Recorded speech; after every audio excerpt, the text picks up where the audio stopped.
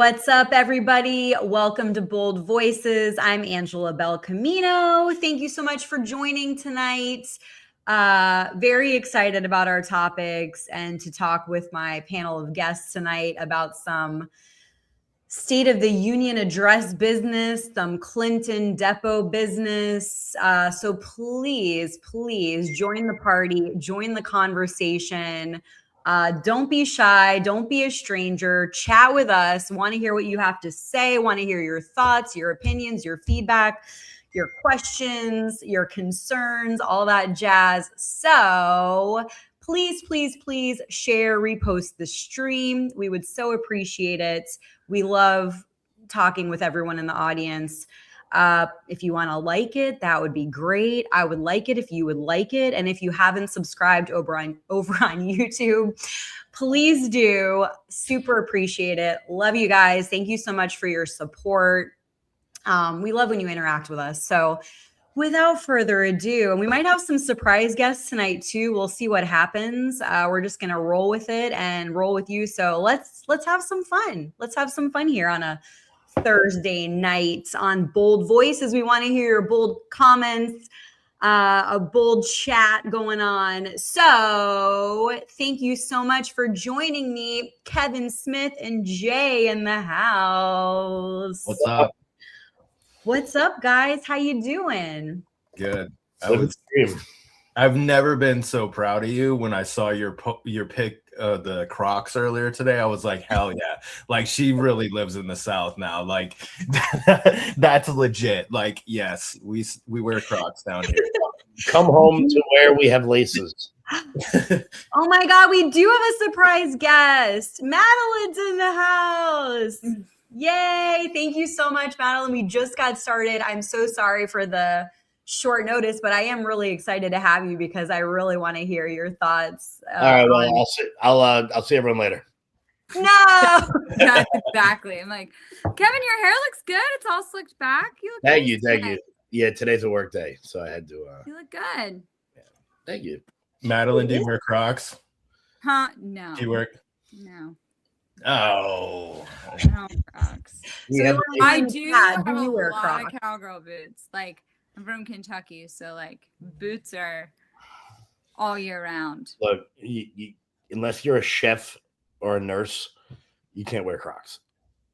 Like, I think they're cute on like little kids. I think they're good for like little kids going to the pool and like sport mode, like that type of thing. Adorable. I can handle. Yeah. If you're walking in practice and you got your cleats like around your neck, like okay, Crocs can then. But like, I'm sorry if I'm walking down the street and I see a girl, come on, just. Well, you don't walk down the street with them. You wear them to Publix, right? That's how you do it, man. That's the South. You don't even know what Publix is, do you? No, I heard Charles Barkley talking about it once, so it's probably awesome. Publix is awesome. I have missed Publix a lot. I am saving a lot of money on groceries in Florida for sure. Well, that's because they don't have any taxes on anything. Yeah, that too. There's also I was actually talking about this today. Like, I went to Publix. Wait, what day is it? Yesterday.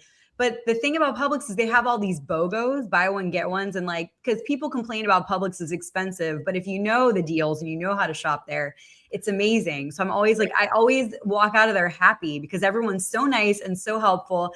There's all the space in the world.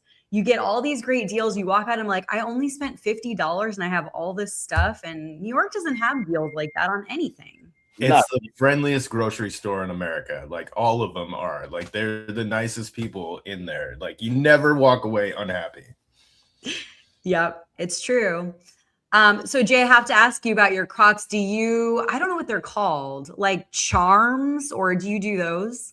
No, I don't. Or is that a kid thing? I mean, adults do it too, but the fidget, it's like a fidget. What is those? I know what you're talking about. Yeah, what are they called though? I want to call them charms, but they're not exactly charms. I think that's what they're like, the flare, right? Flare. That's a good word for it. Yes. Yeah. My daughter has so many of those things, but they never end up in her Croc. And if they finally do, when you say flare, I'm just thinking about like Jennifer Aniston flipping that guy off in Office Space. Yeah. How much I need to get. I have the minimum amount of flair. Right. I need to figure out like that now that you got me thinking about it. Like if there's a Trump 2028 flare, like I'm gonna put it on there. Like I'm doing it. That's so funny. We need to bring flair back. Like I don't hear that word enough. Yeah. It also makes Flare me think of Ric jeans? Flair. Flare What'd you jeans? say, Madeline? Flare jeans used to be like a thing. Oh, those kind of flares. Yes. Oh my God. I don't know why I didn't think they're kind of coming back too. Yeah. Or they're trying to. I don't know if they're actually back, but people are wearing them. I don't know. Yeah, I don't know what's cool or not anymore. I'm like, lost It's it. kind of like anything goes. Like everything is kind of, you know. I feel wish- like by the time something's cool and I figure it out, I'm like, it's something else now. I can't keep up. That's why it's important to just be you. Just do you, be like authentic to your, you know, because when you try to rock certain trends and it's not really you, like it doesn't work and people see through the BS. So you just got to do what works for you, right? Right? Okay, well, let's get to it because I know we have a bit of a hard out today. Because I really want to unpack the State of the Union address with you guys. I'm so curious, as well as the audience and everyone listening in. I want to hear what everyone's thinking, how everyone's feeling about it. It's the longest State of the Union on record at, I think, like an hour and 48 minutes. In summary, kind of focused on, there was sort of like an economic optimism, I would call it, new policy proposals, hard immigration and voter integrity messaging. I would say the atmosphere was pretty patriotic and ceremonial honors, you know, recognition of the U.S. men's Olympic hockey team, some military honors, you know, talk of a roaring economy. So what were the highlights for you guys? And were there any moments where you felt like Trump missed the mark or got it wrong? These people are crazy. What people? You know, here's the thing. It wasn't an hour and 48-minute speech. It was 100 Instagram clips all put together. And if you think about it like that, they're already cutting political ads for it.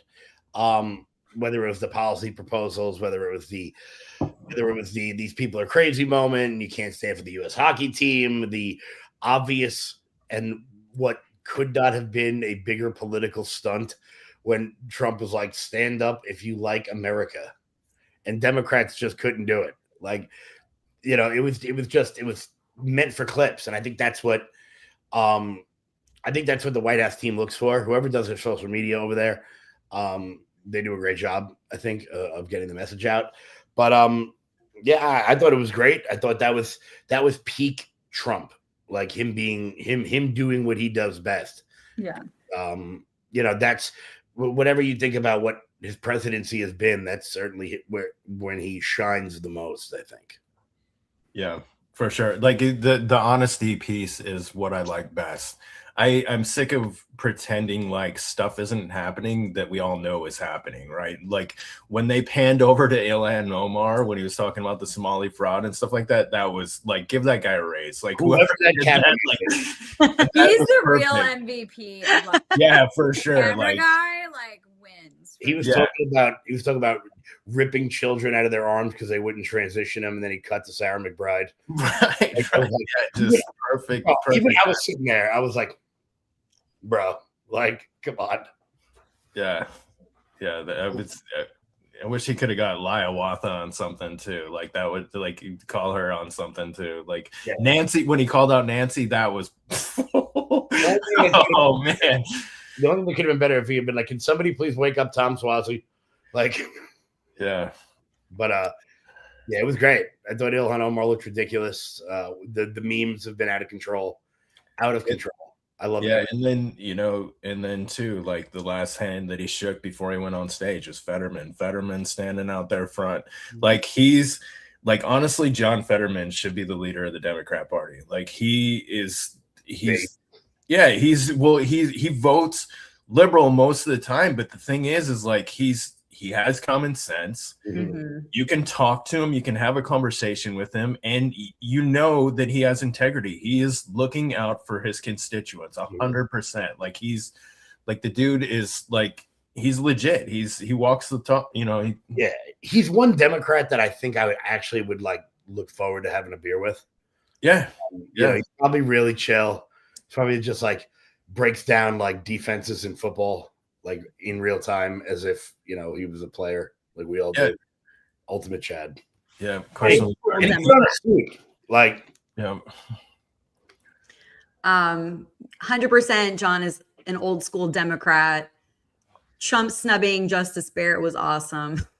Yeah, that was entertaining. The whole like, the intro, the whole introduction. But I do have some clips I'll show that are related to what you guys are talking about. So tonight I'm inviting every legislator to join with my administration in reaffirming a fundamental principle. If you agree with this statement, then stand up and show your support. The first duty of the American government is to protect American citizens, not illegal aliens.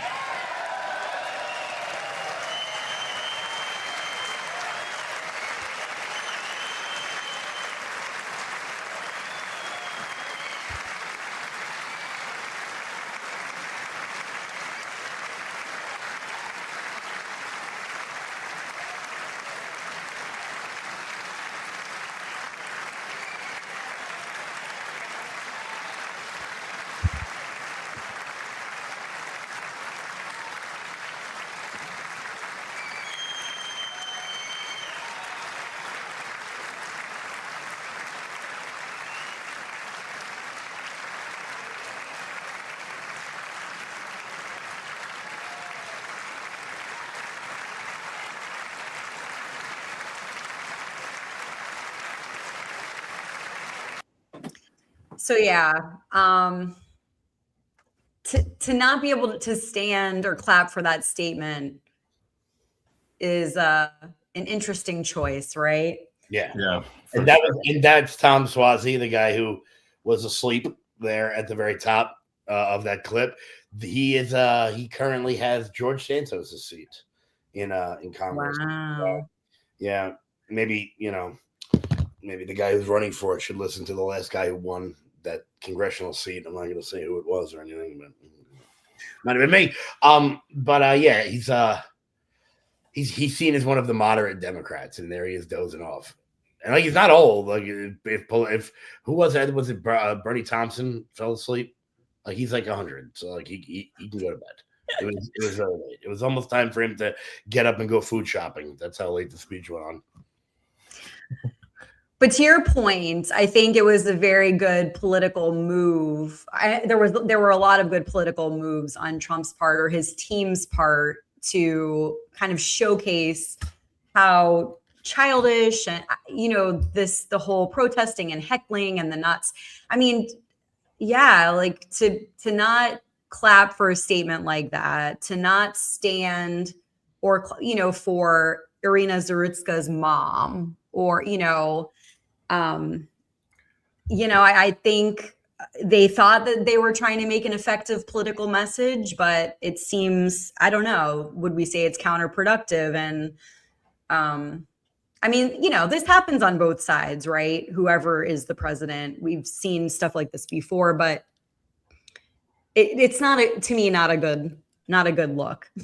Right. Yeah. There's just some things that you just have to let go of the politics about it. Like it's just the right thing to do. And those were those cases and stuff. But in terms of like some of the stuff that I think was tone deaf, and Madeline will probably have something to say about this too, is some of the economic things or whatever that they're giving praise to. The average person doesn't feel this, right? They don't, like, they're not seeing this. When you go to the grocery store and stuff like that, shit's still expensive. When you're, you know, trying to buy a home, your first home or something like that, it's nearly impossible right now. Like it's, you know, getting a loan or like, you know, all these type of things. And so in terms of like, I think Trump is doing a lot of good in terms of the economy, but you're not going to see that effect yet. Talking about the stock market being up and stuff like that, the average person doesn't feel that. You're talking about the elite investors that are making gains right now. Like when I look at my 401k, it virtually hasn't changed in the past year, even though I've been paying into it all year long. And so it's, the average person isn't seeing to those things. So I would take caution in spiking the football on some of that stuff and be a little bit more honest about it, right? Be like, say we're fixing these things or whatever, but it's going to take time before you feel any of the positives from this. It's going to take time for you to, there are things that have come down. Gas prices have definitely come down. They're cut in half in Georgia. They're cut in half, and they put the gas tax back on, and it's still half of what it was. Some of the grocery prices like eggs and stuff, like people were bitching about eggs all last year or whatever. Eggs are cheap now. They're a lot cheaper now. At Aldi, they're $1.96, right? I bought eggs yesterday, $1.96 a dozen at Aldi. So there are things that have come down, but the thing is, like beef is still super expensive. It's $60-$70 for one steak is outrageous. And that a lot of that went up under Biden and stuff like that. So I don't blame President Trump, but be careful in spiking the football on some of these things, because the average person is not feeling it. So they're not stupid, right? They go to the grocery store every single day. They wear their Crocs and they go to Publix. They know. Well, I think that they've put a lot of their chips and a lot of their eggs in one basket with the big beautiful bill with the expected tax returns that are going to come in next year. President Trump was talking about at the State of the Union a policy for this year about adding federal subsidies to people's 401ks, which I think would be huge. At least we get something out of that. I know that sort of goes against the whole I'm sure all the libertarians are having a panic attack when they hear me say that, but I don't care because I live in reality. I don't live in a fantasy utopia where, all the rest of the libertarians live. But you're right. A lot of stuff hasn't come down yet. And I think it's going to have to come down dramatically over the course of the next maybe 2 or 3 months for it to have midterm impact. We just saw mortgage rates go below 6% for the first time in a very long time. But even that doesn't really impact people's day to day. It's really going to come down to how expensive is the summer. Like you said, meats, beer, the barbecue staples, school supplies in September. It's always, I think the three economic indicators that they talk about all the time are gas prices on Memorial Day, the price of meat on the 4th of July, and school supplies. Like I guess that would be late August, early September. So we'll see if those are able to come down. And if they are, I think the midterms will be less of a bloodbath than I think it's going to be. Yeah, I think, Jay, and I appreciate you saying that, because I know that you're a big supporter of Trump. And so I definitely appreciate, because a lot of Democrats or people on the left will say like, oh, they think everything Trump does is good and they never criticize or question anything. So I think that that's very fair. And that's, I would say, one of my main criticisms is that some of these sort of exaggerated statements, right? Selling this booming America when voters are still very worried about everyday costs. A little tone deaf for the average, for at the user level. It's kind of tone deaf because they aren't feeling these gains that they're talking about. Even like crypto investors, crypto is way down, and whatever, a lot of people invest in crypto, and they're not feeling the positives and stuff that they're talking about. So it's just, I would take more caution in spiking the football on that stuff. And I wish that somebody was in his ear giving him a little bit of reality, because I think, he doesn't see it from that level or whatever. Like he's in the, he's up in the stratosphere or whatever. Like he's way up there. And so he's they could have somebody that, you know, can bring a little bit of reality to him, somebody who actually goes to the grocery store and stuff like that. And he's not an idiot. I think that if he knew that it was like that, I think he would be honest with them. You know, he's saying, hey, we're making these gains or whatever, but you know, I understand your pain. I think if somebody was being honest with him, I think he could understand that. So I don't know. I know Madeline has something to say about some stuff because she was on it last night. Because that's usually what I say. Jay took like words out of my mouth. But no, look, I love Trump. Like, been a Republican my whole life. Every sweatshirt I have has like some type of like emblem on it. I grab one to come down here because I got a message to come down. I'm like, damn, like everything I have just shows I am as far right as we can get. I can't find anything that doesn't have something. But no, I love Trump. But the thing is one thing I've said, you know, whatever is coming from the White House to on the ground, I think the hard thing is a lot of us being on podcast and out there, we talk to a lot of candidates on the ground. I'm on the ground a lot. And I'm seeing a lot of the candidates on the ground are not getting the endorsement, but the people that are getting the endorsement are the ones that are already in.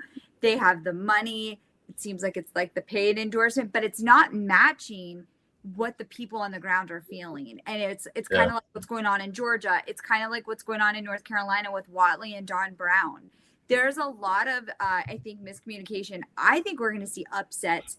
Not if we're going to see wins on the right, I think we're going to see upsets where who they think is going to win on the conservative side in the primary. I think it's going to be the voters are going to come out hard this time if they're going to vote Republican. And it may not be for the Trump endorsed back candidate. Why? Yeah. Because it's the candidates on the ground that are listening to these people cry and saying, I can't find a home, that I've been priced out of housing. I can't afford groceries. I think this whole AI thing is a problem too, because we're seeing in these a lot of the red states are where the AI data centers are being built. Ohio, Tennessee, Texas. And those are states where we're hearing about health concerns. We're also hearing about the raise in electric bills. People are starting to see and feel their electric bills. Kentucky or Duke Energy, Supreme Court just ruled for Duke Energy today.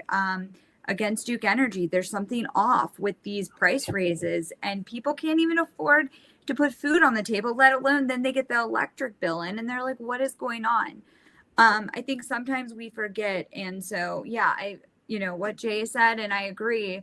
And I think if we're going to see any type of win during the midterms and the primary on the Republican side, I think it's going to be upsets. I think it's going to be those candidates on the ground that are really talking about affordability. And I think that's where Trump may get upset with some of these candidates, because they can't say, hey, go invest $1,000 that their constituents don't have into a Trump account for their kids or for themselves, right?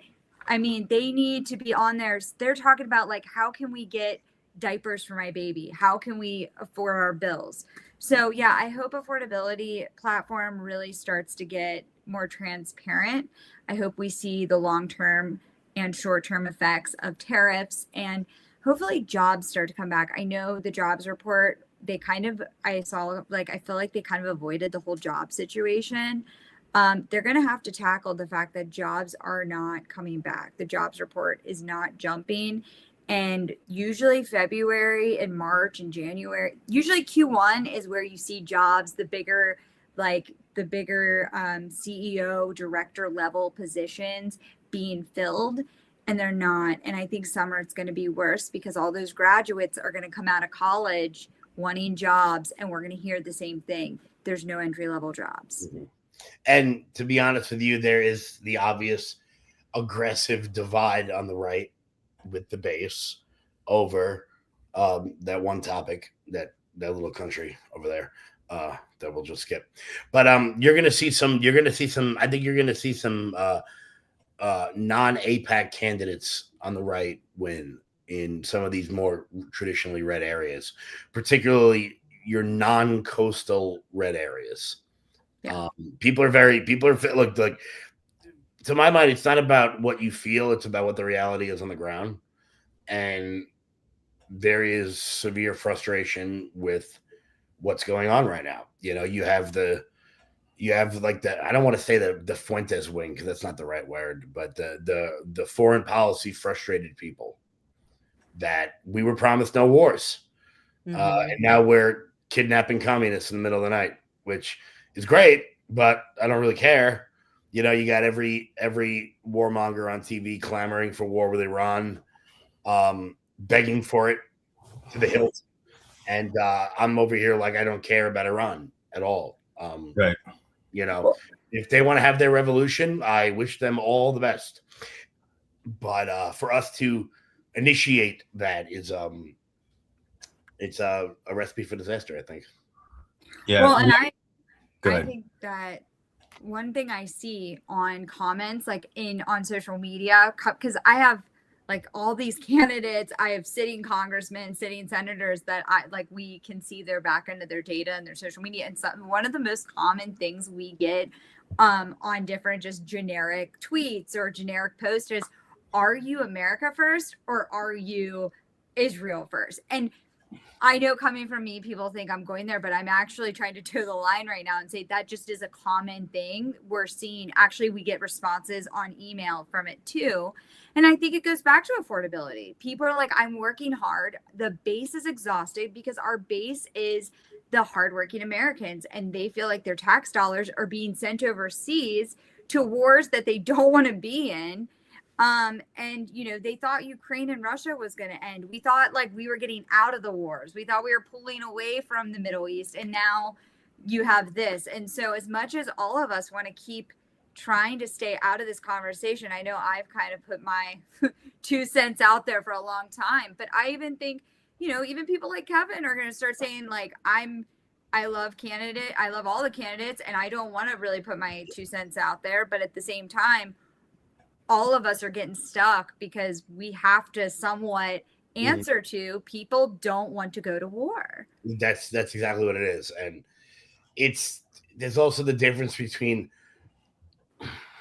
protracted war and the sort of Iranian nuclear strikes. I hate the Iranian nuclear strikes less than, I mean, look, I live in the real world here. Okay.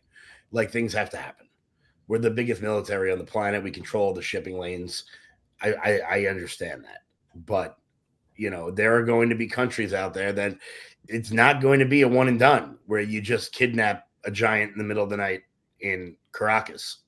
Like, war with Iran that's real. That's boots on the ground. That's 10, 15-year Vietnam style war that doesn't really end very well for anybody. And it's troubling that it seems like people are so quick to start a war. So many of them, whether it's the people who've been clamoring for war with Iran for decades, or the ones who just got over, you know, Russia, Ukraine, and now looking for a rebound war. I just don't understand it. It's frustrating because even the budget this year, which we have $1 trillion military. Why? I don't understand that. Like it's dumb. You know, start closing military bases. I have no issue with that. The world is not what the world was in 1946. It just isn't. And I don't know. I mean, I don't know. Are you guys worried that like the Soviets are going to invade West Berlin? Like I'm not. You know what though, too, is like every time it's like when we said something about Greenland, all of NATO jumped ship and said, well, we're going to come after you then. NATO started training if we were going to invade Greenland. And it's like, wait a minute, the American taxpayer, we protect your country. Our servicemen and our bases, we continue to protect NATO, the European countries. Then the minute we need them, they're just going to turn their backs and say, hey, if you invade Greenland, we're going to come and we're going to fight you guys on that one. And so it's like, bye. Any country that said that, I think we should have already shut down the base and brought them back. I don't want my tax dollars to protect those people. Also, I don't want to put too fine a point on it, but like if we took Greenland and then the NATO countries did something about it, I'm like, ooh, North Macedonia's army. Man, I'm pretty sure I could beat their army with my high school lacrosse team. Like, who's the baboon? Are they talking about me? I don't know. It could be any of us. So. Who is this baboon? Yeah. Or all of us. I don't know. Now I gotta know. Who's Who's the baboon? Yeah, you tell us. Who's the baboon? You gotta like, yeah. But our names are up here, so just is it Madeline? Is it me? Yeah, is it Angela? Yeah, I think you have to be Madeline. Like, pick your poison. That'd be like the smallest baboon in the jungle. Where the hell does You're pretty bad. Where the hell do baboons live? I don't know. Go ahead, Madeline. I had baboons in Saudi Arabia when I lived there. I just think that the American people are tired, and I think that they want their tax dollars here. And I think that we need to show where our tax dollars are going. And if any country I really am nervous about is with this whole thing with Iran. We've already pissed off Russia and China between the Ukraine war and now this whole thing with Venezuela. We've really pushed Russia and China together. And they have all come out, their PR teams, if you follow it, have all said, we will not let you do this with Iran.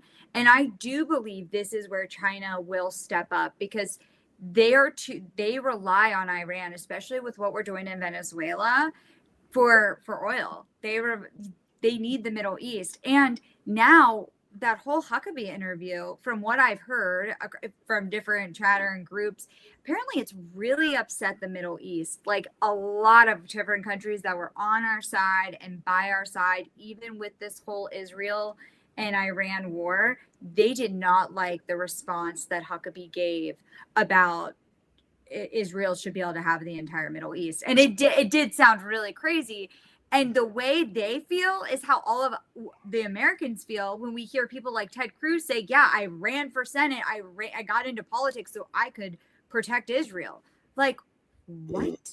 Yeah, well, so that's crazy. Yeah, well, the thing is like, so the Iran nuclear strike and the Venezuela capture of Maduro, they were a chance for President Trump to showcase that he is not George W. Bush, right?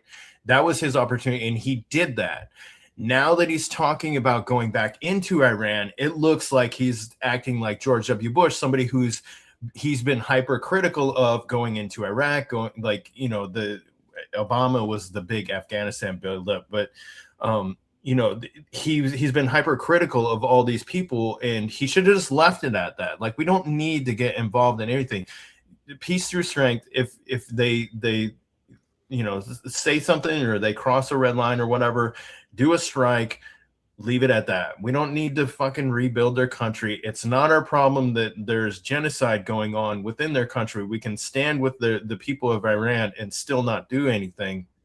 Genocides happen everywhere, and we don't need to get involved in every single time it happens. So, I just wish he would not, I wish he would have left it at the nuclear strike. Just leave it at the nuclear strike and walk away, because you are not going to fix that region of the world. It will never be fixed. Taking Bashar al-Assad out of Syria was the dumbest idea ever. He's a terrible person. Yep, he's a brutal dictator. But when you take him out, just like Saddam Hussein, ISIS and all these other things take power, and the country only gets worse. Iraq is worse than it was before we went in there. And so I can say that because I live there. And same thing in Afghanistan. It's not changed. It's not better. It's just like, what was the point of all that? We could have just went in, got bin Laden, or killed them when we first had the opportunity. Instead, we spent trillions of dollars, lost thousands of lives, and we got nothing for it. We got nothing to show for it. So strike and get the fuck out of there. Honestly, I have no issue with the targeted drone strike. That okay, we got a bad guy, whether it was with Soleimani or Abu, which is still the funniest political speech of all time. You should pull that up. That's hilarious if you haven't seen it. I think the only thing funnier than the speech is Shane Gillis doing the speech. But it's I think people are frustrated with the calls for war. Now, with that being said, I don't think President Trump wants a protracted war in that sort of way. but it seems like a lot of people around him are pushing him into a corner where he may not be able to get out of when it comes to Iran. Because let's be honest, how long until they start saying enough? And then what the hell we got going on with Cuba here? You got Cuba shooting up boats and killing. Do we even know who that was yet? Like, that they killed off the coast of Havana? Like, were those Americans? Do we even know? And yeah, I don't know. It seems like they're putting him in a position where it's almost like, if you guys have ever seen the movie, you ever seen the movie 13 Days about the Cuban Missile Crisis, where like those well, Angela, you should definitely watch it. Yeah. It's plus you get to see Kevin Costner have the worst Boston accent ever. The worst Boston accent. I would enjoy that. Yes. Yeah, it's about the Cuban Missile Crisis, and it's basically about how all the generals were doing everything they possibly could to force Kennedy to bomb Cuba, and he was doing everything he possibly could to not have that be the outcome. Mm-hmm. And they kept putting him in corners, and that's what the Cuban Missile Crisis eventually turned into. But that seems to be what a lot of the people, at least in the legacy media, the neocons that are left over from the 90s, seem to be hoping for, and it's frustrating. Watch it. It's a good movie. I actually think that's why the approval rating for his speech was so high, because I think he was instructed to not bring up war. Obviously, they said keep it here. And if you didn't notice, he has gotten a ton of applause from everybody who tends to be a critic and be, his friend. But people who have been ones to comment, including myself, like I'll say the issues. I've even said that was a great speech. It was people were really happy. I think it was very, like, the spirit was high across the board, except unless you were like Omar or somebody else. Mm-hmm. But if you haven't noticed, and maybe they should kind of look at, gauge that, they didn't bring up Israel. We didn't bring up sending money to another country. We talked about America, and that is what your base wants. And I really hope that, this approval shows them, hey, we're really tired of talking about other countries. Look how, look at the response when you just talk about America. There was almost no talk of foreign policy. Yeah. Hey, you. No, well, you guys are touching on a lot of things that I wanted to bring up, questions I wanted to ask. How this speech will shape the narrative heading into the midterms. I know, Madeline, you talk about the midterms a lot. We've talked a lot about transparency, affordability. So I definitely hear you on that piece. And, essentially, I also wanted to ask, like, if the speech is describing the country as it is, or how the administration, cutie, oh my gosh. He's like camera shy. Like, oh, don't know. You're so cute. We want to see you. Side note, we had a baby sheep on the stream Tuesday. Yeah. Actually, so jealous I missed that. That's precious. Yeah. We found out who the baboon was. He didn't. No, he wants to leave us guessing. He wants us all to think that we're the baboon. What kind of a dick walks into a chat and just drops a baboon insult and just vanishes? That's like when I go into Twitter Spaces and just yell "Bitcoin isn't real" and then leave. Exactly. And people freak out. So yeah, question, basically, that was this speech describing the country as it is, or how the administration wants voters to see it? Like, some missing things there. And should voters care about some of these potentially exaggerated claims or statements? I think you've all sort of spoken to this. There's a little bit of a, missed mark there. It's not, well, and as far as the exaggerated claims go, I think that, like, have you met the guy? Yeah. Everything is fantastic. Everything is great. Right. Nothing has ever been a 9. Everything's a 10. Everything is great. Like, and that's his dialect. It's the way he speaks. And you can say what you want about it, but that's, at least it's positive. I'll take positivity. Absolutely. And, again, to the, unification, the patriotic, focus on America, focus on the country, all of that. But yeah, it's I feel like, unfortunately, because of some of those statements, like about gas, being down, and unfortunately, some people will discount everything he says because of something like that, right? It's like, so I think what you guys said earlier in terms of the transparency and the honesty, or being like, hey, we're working on it, would maybe go over better than being like, all of these things are happening when not everyone is feeling it. Like you guys have been saying.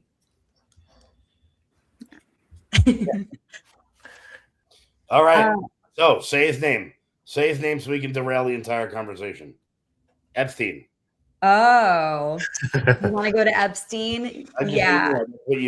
Whenever I'm confused, I just yell Epstein, and then you just yell Epstein. And the conversation changes. Well, yeah. The Hillary thing today, I thought it was so stupid of Boebert to leak a picture like you're just giving them ammunition now to say that you're not following the rules of your dumb. Like if you're gonna leak something good, leak something, not a fucking picture of the room. And if you're gonna leak something, leak it to me. Don't just dumb. I don't get why she did that, or what was the circumstances surrounding that, but don't do that. These people are smart. That's why they're not in prison. They're surrounded by lawyers. They know the ins and the outs of everything. They knew everything that was supposed to happen, everything that wasn't supposed to happen in that hearing. They knew everything that she was going to say. And don't do that. It just doesn't make any sense. I don't know why somebody would do that, or who got a hold of that, and why she took the picture to begin with. It just doesn't make sense, because we are really trying to hold people accountable, and then when you're derailing us for stupidity like this, it doesn't make any sense. And honestly, I don't know if they got anything out of the Hillary Clinton stuff today. I guess we'll read the transcript later. But Bill Clinton is going to go in there tomorrow, and he's going to schmooze his way out of everything. He is the best politician that has ever lived. There's not even a close second. I mean, what is it? What does it mean? I don't know what he said that question 35 years ago. I still don't know what the hell the answer is. Thank you. What? Yeah, did you see? I was responding to. Bobby said, "Madeline, I have to say it. I love your real world confessional chair. That is a very cool chair. It's very, very bold and gold. It's solid very gold. Comfy. It's like my throne. It does look like a throne. Padded. It's nice. It's comfy. I can put up my legs up like a child and crisscross applesauce, whatever we call it.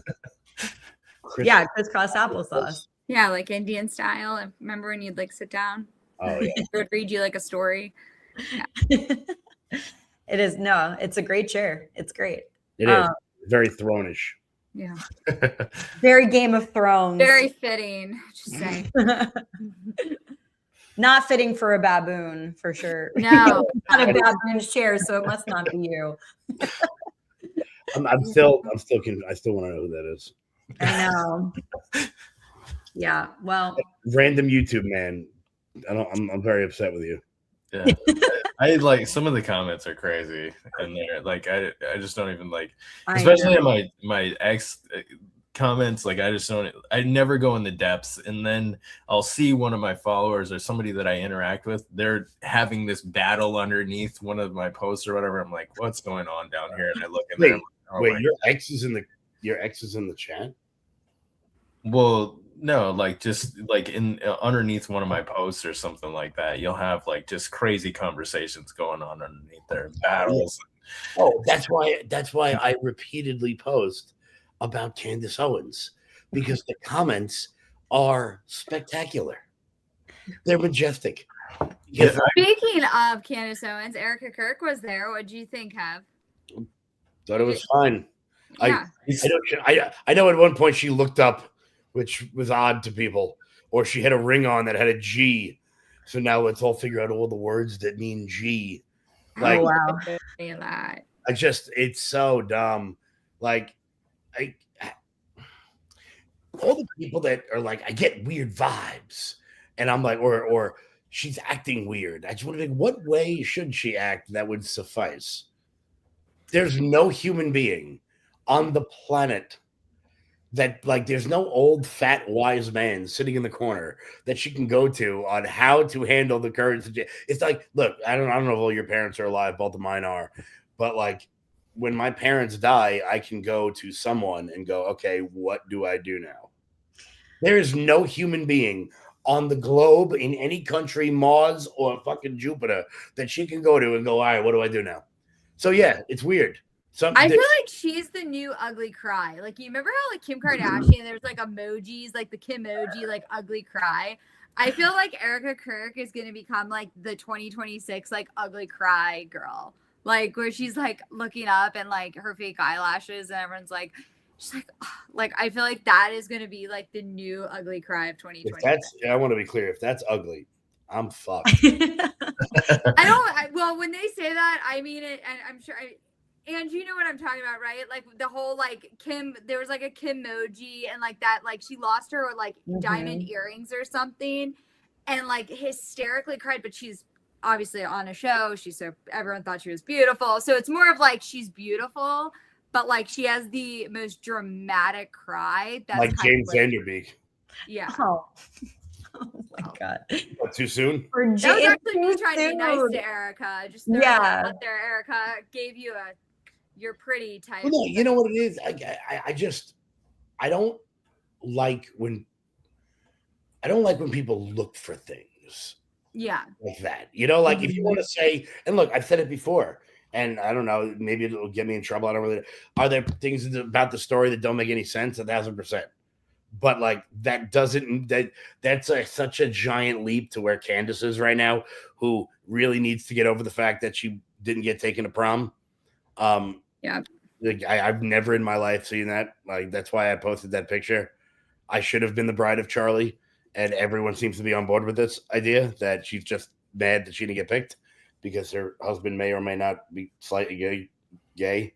But you know, it's turning into a spectacle, and I don't think that's what anyone would want. If what happened to Charlie happened. Like if I get shot and I die, one of my friends pulls some shit like this, like, Jay, find them and give them a smack. All right, like, you know, it's just. I don't really look for, when it comes to Erica, like I could give a damn about like her rings, or like when I say ugly cry, like I said, it was more of the whole like I don't even think about that thing stuff. I'm more about like the storyline, things like that. Like there are some facts that are off, but I'm not looking for that when like the stupid, like what she's wearing. I could give it, she always dressed like a little bit much. Like that's her personality. So I'm not like gonna criticize her for that. I'm gonna criticize her for things that are like, I don't know, like there's some weird discrepancies in her story or timeline. Sure, may I look at that? Yeah, but I'm not gonna, pick on her. And I'm not surprised she was at the. Of course not. She would have. I mean, yeah. Even if there wasn't the amount of controversy swirling around with what Candace is. I mean, Charlie's widow would have been there no matter what. So well, it definitely feels like she's under a microscope, and there's no winning. Like she can't win no matter what she does. It's going to be the wrong thing. There is no, like you said, even if she got advice from somebody, people would pick and tear her apart anyways, is what it feels like. If she had not come out and taken over Turning Point as the CEO, and she had stayed in the corner and just like drank herself to death, which most of us would do if their spouse got killed in front of the entire world, people would be saying, well, where is she? What is she hiding? Right. Why hasn't she been out in public? Yeah. That's weird. Something just feels. Yeah. I got the and like it's frustrating because a lot of people I know got dragged into this fucking lunacy that Candace is doing right now. And good people who never did nothing to nobody, or I don't think they wronged anyone, but or like even this fake chart that went around, that like a fake email that somebody put out that now people believe that everyone was paid to call her a demon. And it's like, no, you know why they called her a demon? Because crazy. Well, because if you put the word into Twitter, it's going to screw with the algorithm. I would love to just, drop a little "see you next Tuesday" on Candace Owens, but then it's going to screw with my algorithm. So we picked a different word. Yeah. Well, it's like, a lot of like, I don't think anybody doesn't want like to know the truth on the situation, right? Everybody does, but like, is it worth derailing the like the whole country over it? Like, is it really that important that we need to derail the entire country over this one issue? And I want to know the truth, and it seems like there's a lot more to the story than what is being told. But the thing is like, I don't want my country to fall into communism. Like, that's more important to me right now. Yeah. And I don't want to say that I don't care. I do care. Charlie Kirk was an amazing person, and I didn't want him to die. But the thing is like, my kids have to buy a house eventually, and I don't want to, end up in prison for being conservative on social media. Like, these are my real concerns, because that's probably coming down the pipeline. Like, when Democrats house, our friends are going to jail. Right. And if Democrats take the presidency in 2028, they're going to make every effort to pack the Supreme Court. They are going to do away with the filibuster in order to pass their legislation. And Republicans are going to sit on their hands and watch it all happen. Mm-hmm. And we're going to get steamrolled after. Like, it's just like, I don't know why we can't get stuff done when it's our turn. Because John Thune sucks. He does. He's terrible. And we knew he was going to be terrible when he got in there too. Well, yeah, because we're not natural gas executives, so he doesn't care about us. Right. Okay, I'm going to bring us back to the Clintons' depots. So for those of you who don't know, closed-door depositions have begun by the House Oversight Committee. Today was Hillary Clinton's. Tomorrow is Bill's. Essentially, what came out of it is not much. Hillary, says she has no info related to Epstein's criminal conduct, doesn't recall ever meeting him. There's some question about Ghislaine Maxwell being at their daughter's wedding, which I guess just came out that she said it was a +1 of someone. How do you guys feel about that one? Well, she's a professional liar. Like, she like, you aren't going to get any. Like, she is. Don't hold back, Jay. Don't hold back. Like, honestly, if you're on trial, you want her to be your lawyer. Like, she knows the ins and outs of everything. She knows. She has a poker face. Like, you are not going to break her. Honestly, like, there's no way. Like, she's yeah, she's. This is why she isn't in prison, right? This is why that she avoids she really is the Teflon Don. Like, she's untouchable in a lot of ways, because she is really smart about the law, and she's sharp on a lot of these things, and she surrounds herself with lawyers who know what they're doing, and she's well protected. It's like, she was not going to slip up. They knew everything that she was going to say in that whatever the deposition or whatever. And that's where stupid mistakes like leaking a photo are dumb, like, on our part. When you're trying to get somebody who's almost untouchable like that, you cannot make dumbass mistakes like that. Honestly, it was dumb. Like, she hurt us by doing that. Well, as far as the wedding goes, I'll give it the benefit of the doubt on that one, because every person has gone to a wedding where, like, I don't know if any of you have been married. I mean, I haven't. But, I'm sure there will be people at my wedding I don't know. Now, with that being said, that's like a 150-person wedding, not like whatever the grandiose scale in which that wedding was. But it is weird that with all the files that have come out and all the times Bill Clinton is mentioned, he's really not mentioned all that often. Now, with that being said, I have to assume if your husband is going to an island, you're going to leave Chappaqua and maybe go with him to the tropics, or at least have some awareness of, where your husband is for an extended period of time. And that's taking that's removing the Clintons' notoriety and power. Like, if your boyfriend or your girlfriend is like, oh, I'll be back in a couple weeks. Where you going? Oh, little island next to Aruba, but you can't come.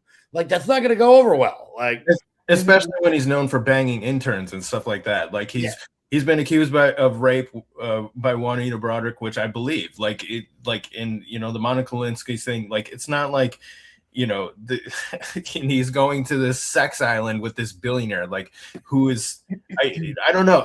They'd have to look into this, but I'm sure somebody knows this, probably even in the chat, that was he donating to Hillary Clinton? She obviously knows who the guy is. Like, it's ridiculous to pretend like she wouldn't know who he is. She knew who he was. And the other part is the other day during that interview, when she was talking about what Bill Clinton was doing, the humanitarian stuff or whatever, like, she just seemed to know everything about that. She knew everything that they were doing, all the places they were going. She had all the answers for that. But now she somehow doesn't, like, mysteriously a week later, she doesn't know who Jeffrey Epstein. Get the fuck out of here. Yeah. Yeah, it's definitely questionable. What were you going to say, Kev? No, I was going to say, I don't really even know who Jeffrey Epstein is. I'm like, right. Okay, you want to say you never met him? You didn't spend time with him.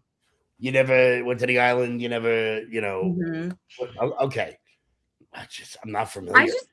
I think it's like, we're not going to see it. I mean, all these hearings on this, I mean, it's great, but like, we're not going to get what we want. I think it's going to actually piss off the American people when this is all said and done, because I don't think we're going to see arrest from this. I think it's going to be even more frustrating because, like, the UK is arrested, like Prince Andrew, there's been an arrest made, but it's not going to happen here.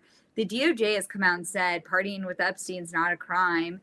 The victims have already had a sit down with MSNBC and said they're upset that there's not going to be justice. And so, like, I actually think it's going to just gaslight the base. And I think it's just almost like pointless. Like, yeah, we knew Bill Clinton couldn't keep his dick in his pants, and we knew Hillary Clinton was a raging lying bitch. And if I was gonna, like, put Hillary Clinton on the stand for anything, there's a lot of other things I would rather ask her, like about her servers, what was on her computer servers, but God, like, there's so many other things we would all rather know.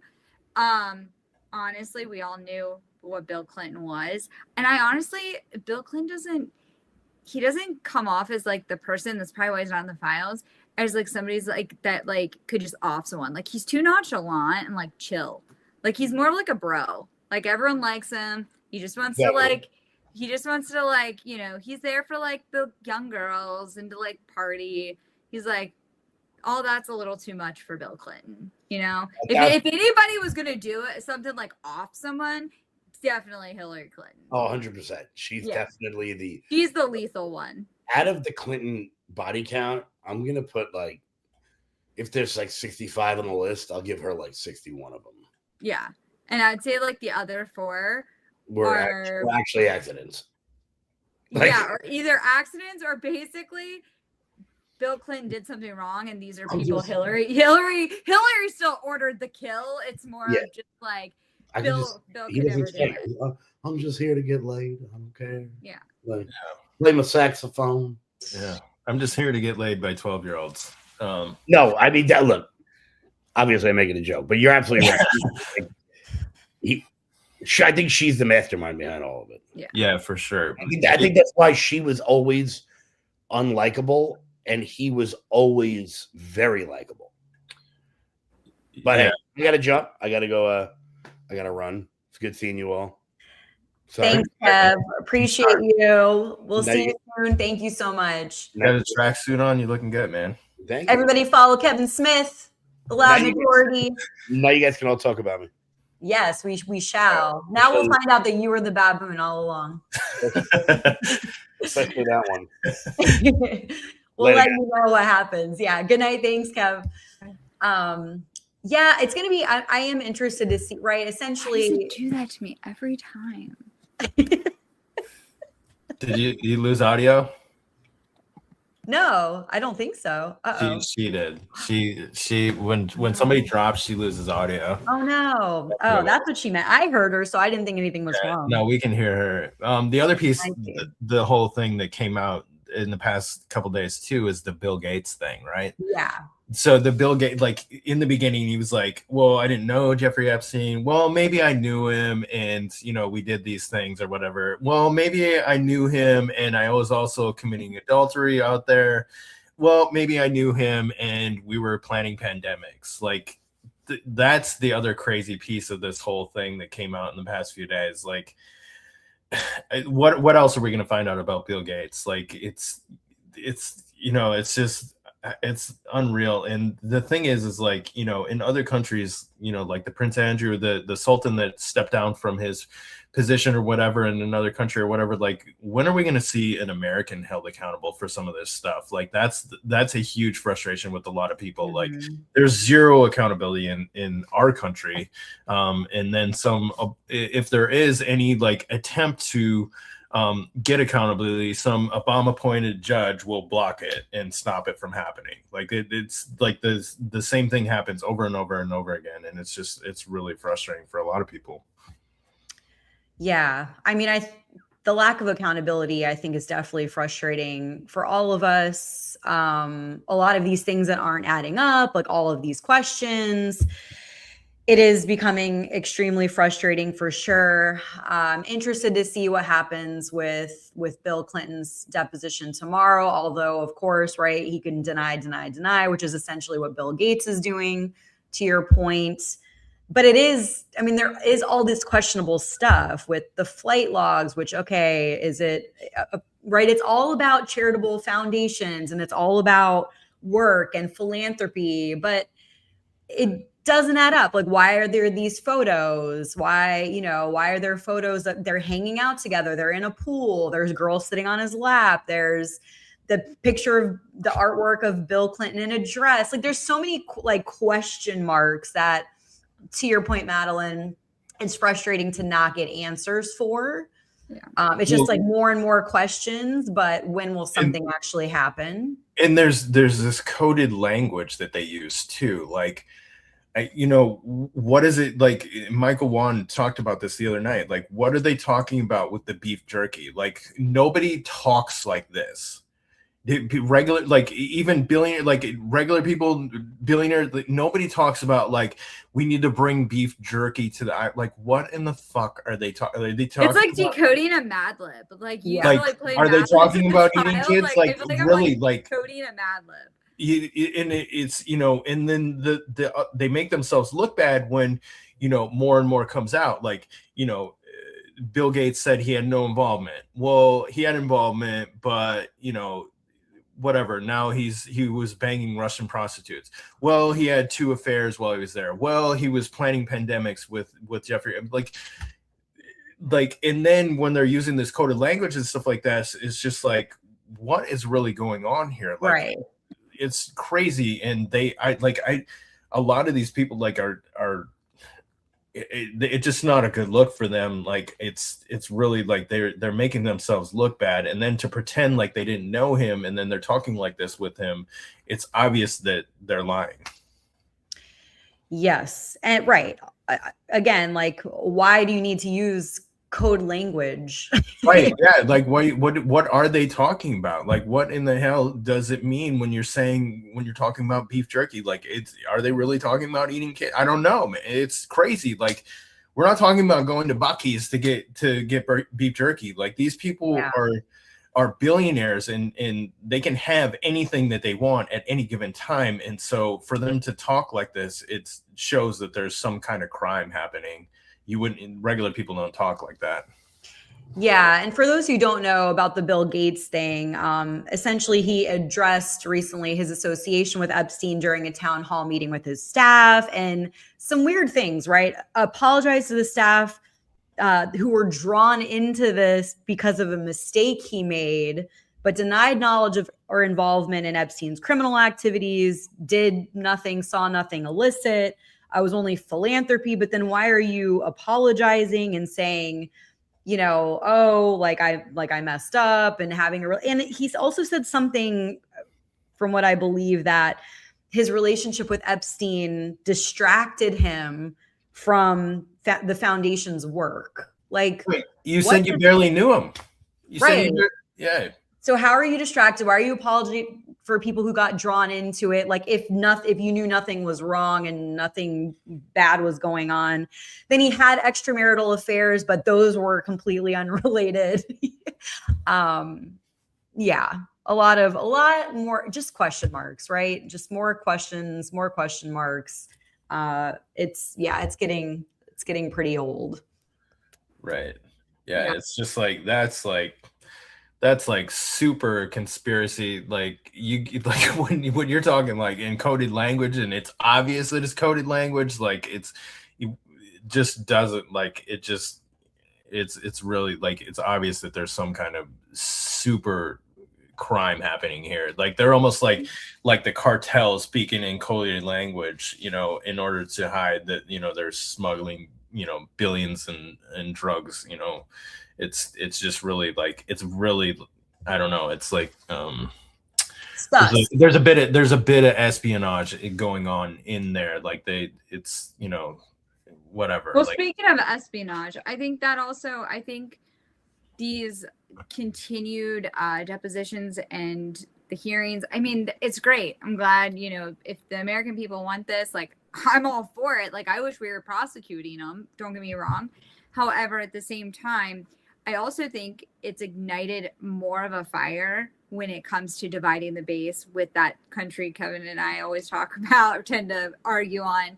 And I don't even mean to bring it up, but because of like the Goyim term and because of like the Mossad tendency, and there's like all these different like components to it. And then you also have so many people that are close to Trump, like Lutnick and, you know, people. It's not helping us it's not helping Trump at all. Right. Mm-hmm. And so, and the fact that they've really tried to avoid it at all costs hasn't helped it. And so, it also has really made DC in everybody's eyes. We've all kind of said there's these uniparty tendencies. In my eyes, it's really kind of pushed that narrative. Like, have we gotten to the place where far right and far left kind of meet there in the middle?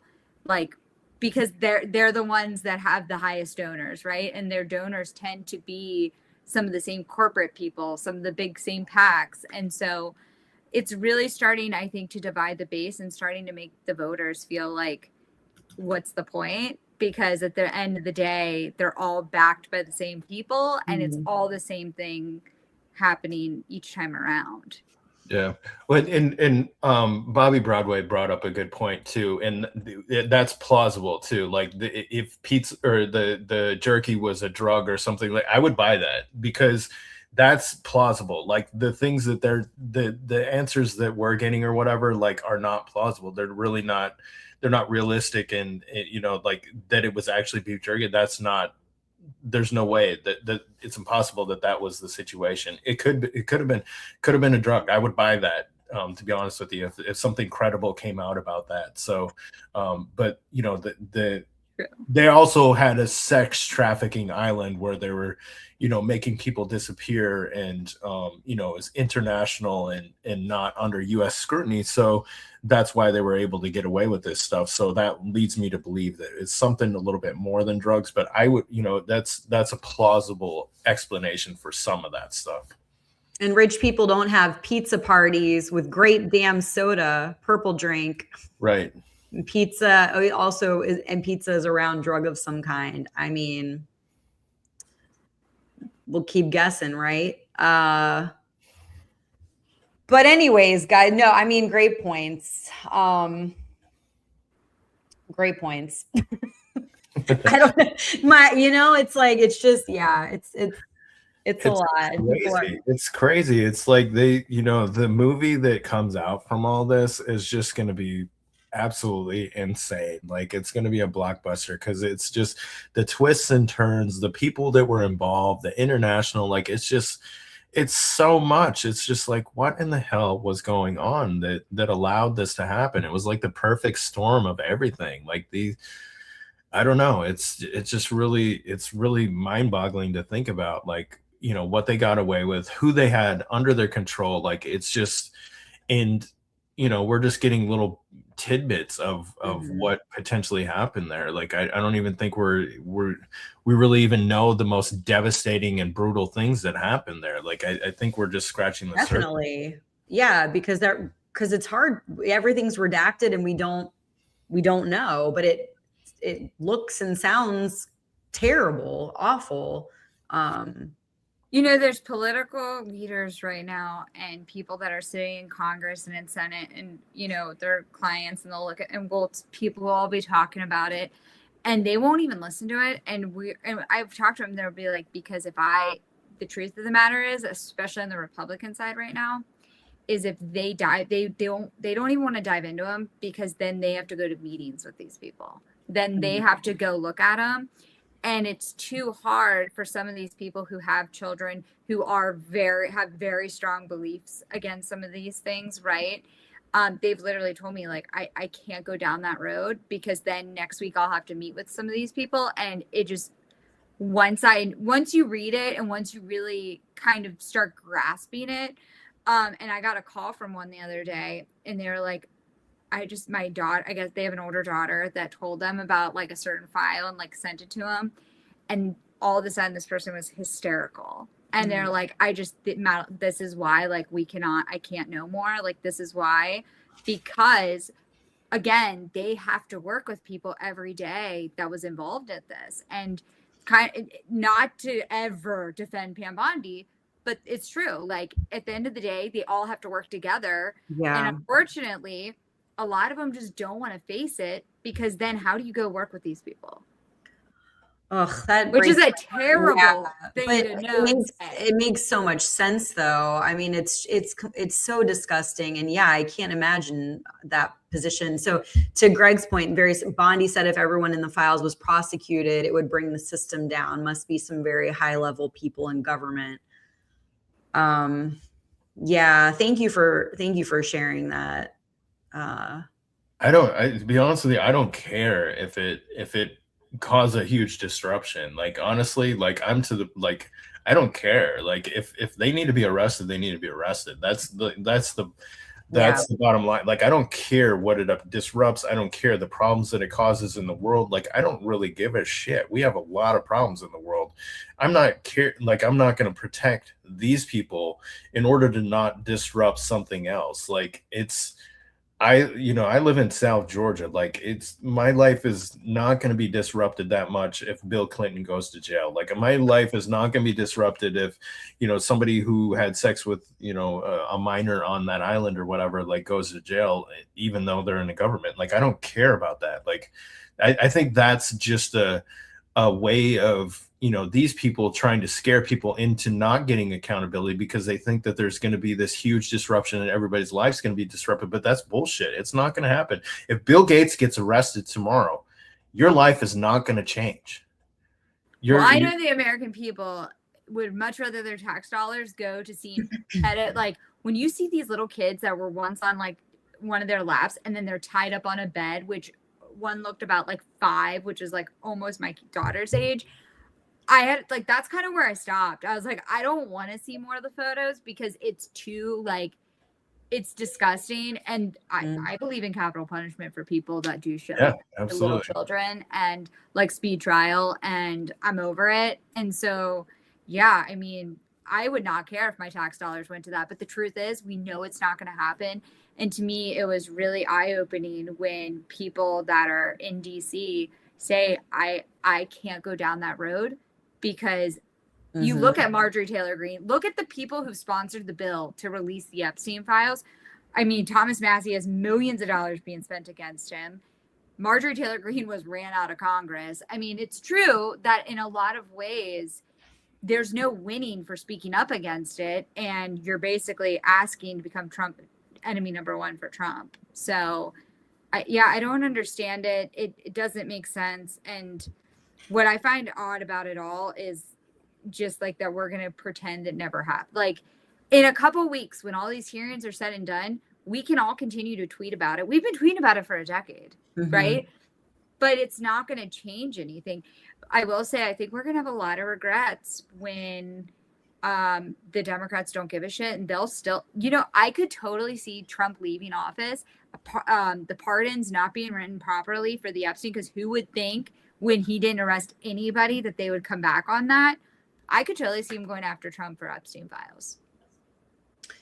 as like a payback for everything that under his watch put out. I think they're going to anyways. I think they're going to because of the political clout that he has. Like they don't want him endorsing candidates because it carries a lot of weight beyond his presidency. So like I think they are going to come after him, which is why I want to get more done right now. Like I want to get more done with the Department of Justice. I want to get more done in terms of like election integrity and stuff like that, because I think that you don't have this political retribution when we get things in order, because the average person, they just want to make their lives better. The average person doesn't want to give Democrats this power to come attack all their political opponents. They don't really want to do that. They just want to make their lives more affordable and stuff like that. And so, and they want the people that they vote for to do the things that they want them to do. And right now they're not doing that. I think on both sides of the aisle, like, and most of them are not getting done what the average person wants them to do.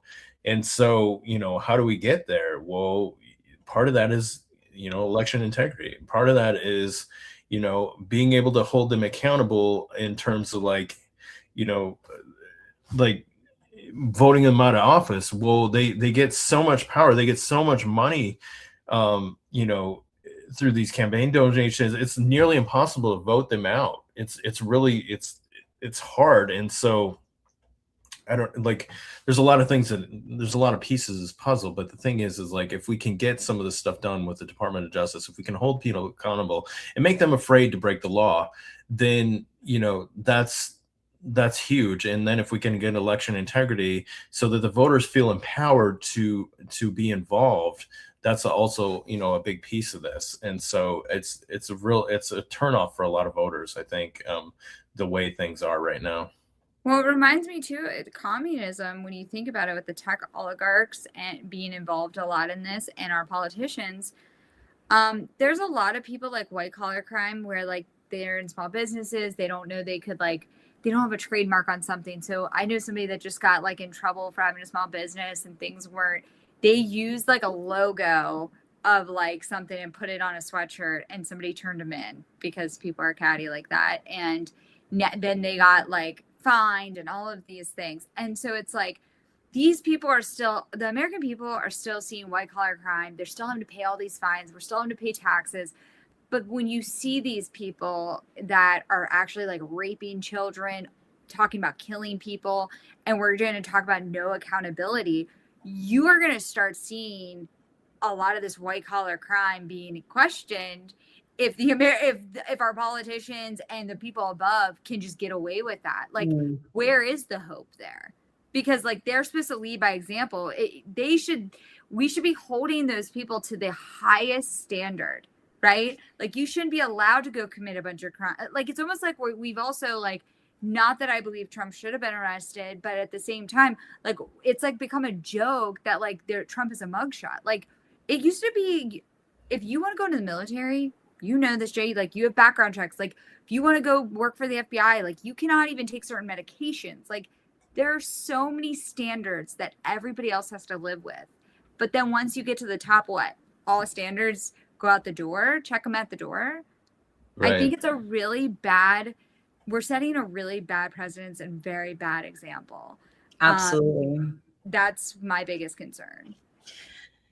Yeah, I completely agree with you. And I'm very much like, burn it all down.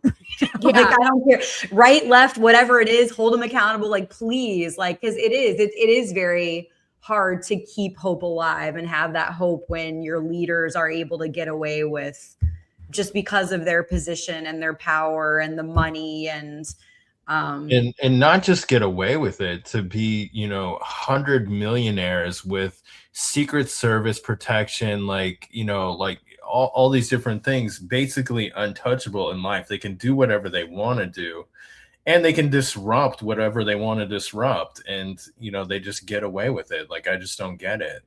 Yeah, absolutely.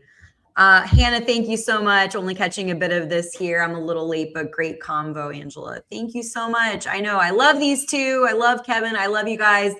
On a kind of light note, I don't know, however, depending on how you take it, I did come across this TikTok video. It's more in relation to the State of the Union address, but maybe we'll wrap with that just because it's kind of fun. I came across this TikTok and I thought it would be fun to play. Wait, if I stand, it'll make the Mexicans mad, but not all Mexicans. What is the racism quotient? Legal Mexicans will be happy, but the illegals will be angry. What's Fetterman doing? Is he standing? I can't have a stroke victim standing while I remain seated. Check in. Am I doing the opposite of what Trump let down my imported voters? I didn't stand for the Russian girl that got stabbed in the neck's mom, so I probably should. I'm so sick of the voices in my head. Hola. At least they're multicultural. White man bad. I heard you.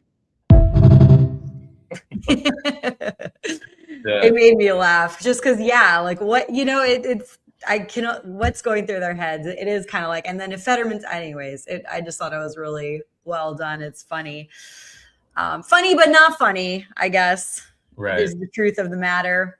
But thank you guys so much. I appreciate you. This was an awesome conversation. I had the best group to have this conversation because I was really genuinely so curious what you guys thought. And I really appreciated it. Appreciated all your input. Always appreciate your time, your beautiful faces, your beautiful non-baboon faces.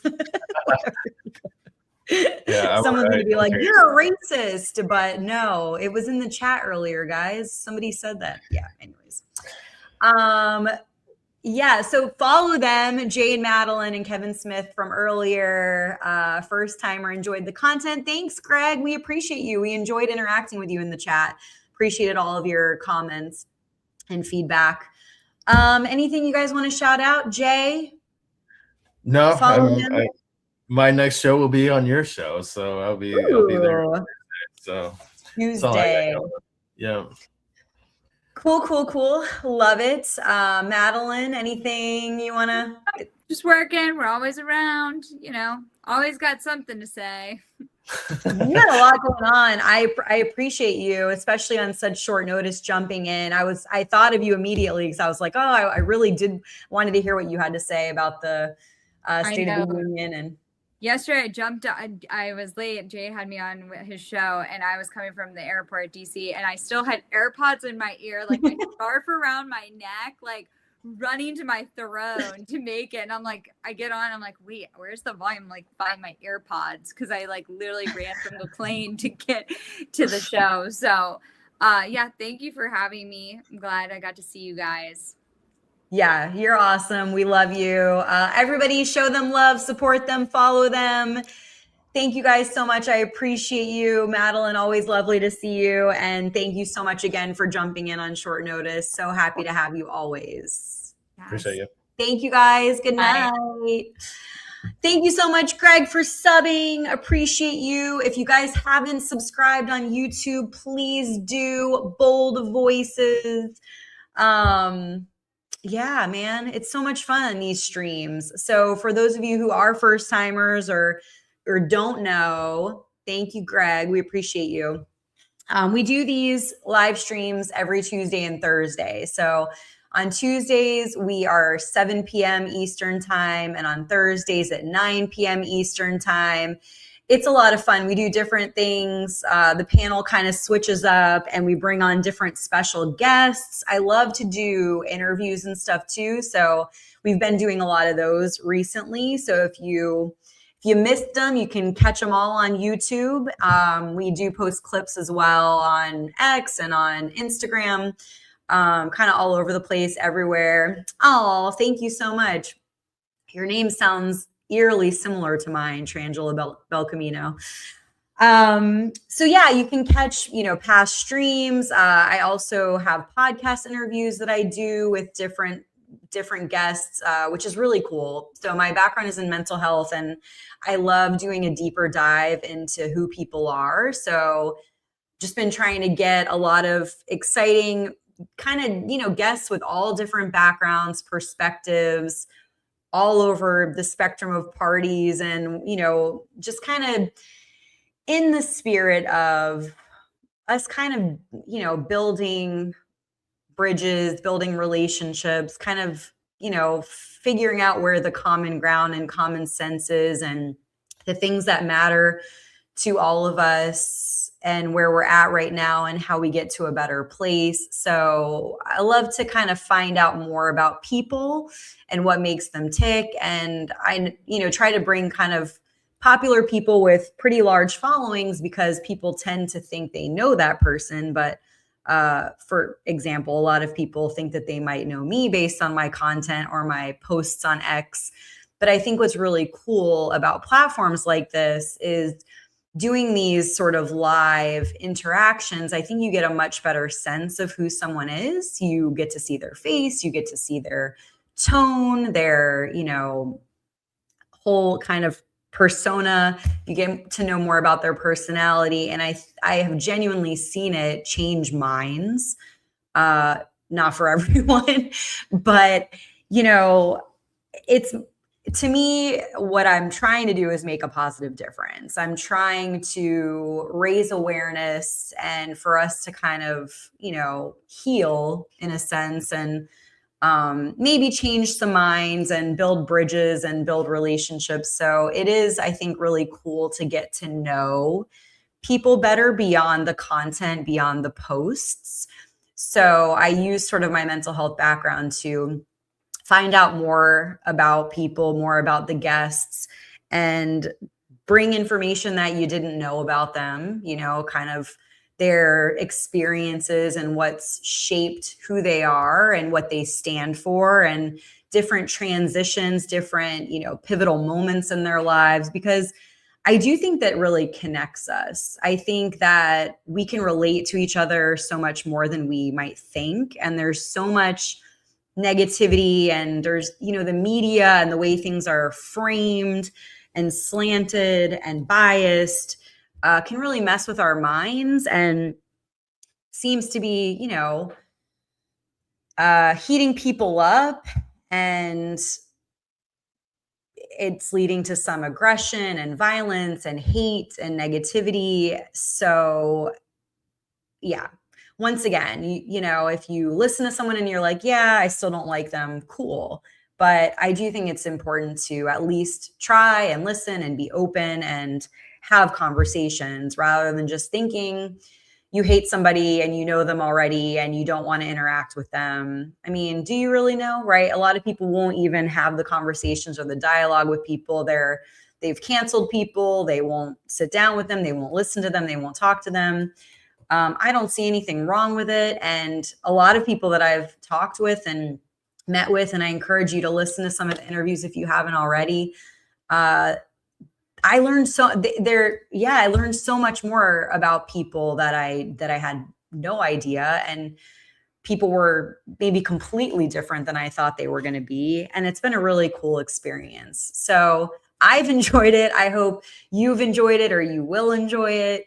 And I appreciate you guys tuning in. I obviously couldn't do it without you, without the support, without, people to watch or listen, participate, subscribe, follow, things like that. So I do appreciate you guys so much. And I hope you're enjoying the content. It's my pleasure to be able to bring it to you and to be able to do this right now. Hopefully I get to continue doing it. We'll see. For now, I just want to see what Greg said. Perfectly said, concerned citizen. I think if people would give the president a chance, see what happens, knowing Biden was illegitimate president, see what the outcome is. So again, that's kind of a big thing with me. People are mad at me and think, right, I'm getting called MAGA now. I'm getting called a Nazi, a fascist. Basically for accepting the fact that America voted and Trump is the president, and I'm not rooting for him to fail. So, people now think, oh, you love Trump, like what happened to you, etc. I mean, I'm just being open-minded, and I'm being true to myself and what I'm seeing, and I'm able to call things out or disagree with things the way that I see it. And also when I think that Trump is doing a good job. And unfortunately, you get canceled right now for saying anything good that Trump is doing or anything that you agree with. And I don't think that's right. I think we should be able to call out anyone on either side and be like, yeah, I think this was cool. This wasn't so cool. This could have been done better, but he did a good job with this. To me, it just sounds reasonable. And it doesn't sound reasonable to live in this sort of echo chamber of everything Biden did was wonderful, and we can't say anything bad about Biden or Kamala, or, I mean, it's too extreme.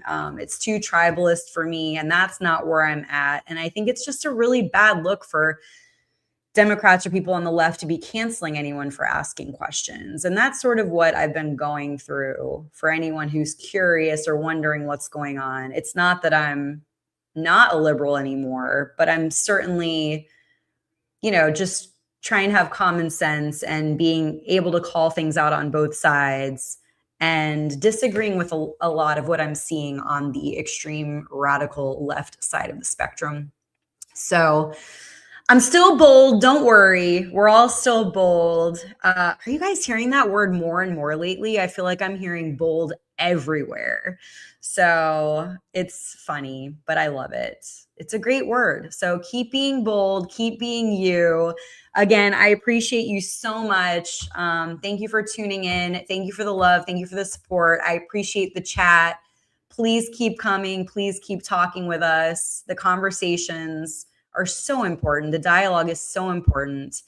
So thank you guys so much. I appreciate you. I hope you have a great rest of your week, and we'll see you on Tuesday. Bold Voices will be on Tuesday at 7:00 Eastern time, and Thursday, 9 p.m. Eastern time. We have some great new special guests and panel guests for you next week. And other than that, guys, much love. Thank you so much for being here tonight, and I'll talk to you soon. Everybody stay bold.